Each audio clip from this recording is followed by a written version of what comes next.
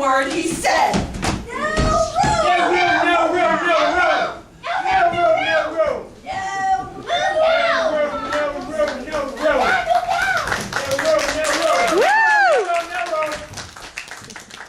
room! No room!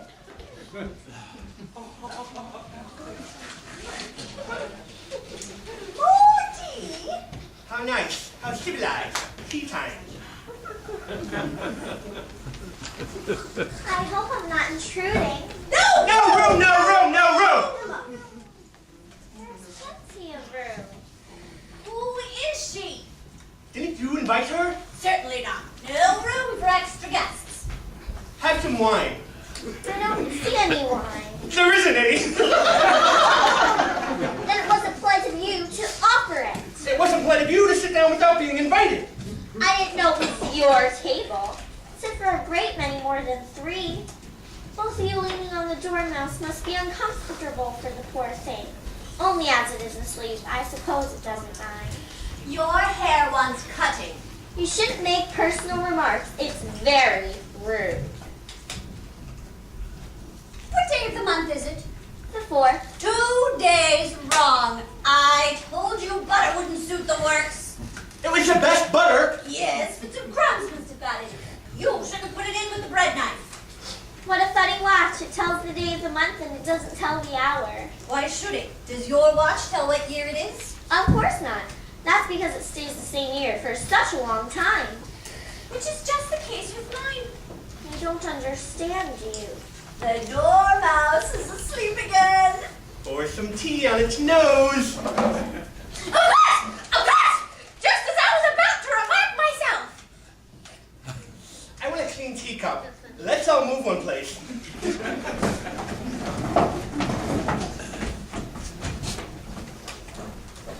If you knew time as well as I do, you wouldn't talk about wasting it. It's him. I don't know what you mean. Of course you don't. I dare say you've never even spoken to time before. I know I have to beat time when I learn music. Well, that accounts for it. He won't stand for beating. I quarreled with time last March. Just before he went bad. March! I'm the March heir. Don't you remember? It was at the great concert given by the Queen of Hearts. I had to sing. Twinkle, twinkle, little bat, how I wonder what you're at.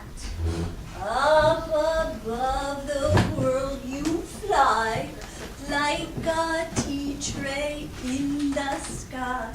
Twinkle, twinkle. Pinch his nose and make it stop. This cup has already been used. Let's all move one place. Oh, there. She's falling again. Too much tea. Put the queen ball down. He's murdering time. Off with his head. She does like that expression. Ever since then, time won't do a thing. It's always tea time now. You never have time to wash the plates, the cups, the saucers. That's why you keep changing places. As things get used up, there must be a clean cup somewhere. But what happens when you're back where you started? I'm getting tired of this. Tell us a story. I'm afraid I don't know one. Wake up, Dormouse! I wasn't asleep! I heard every word you fellas were saying!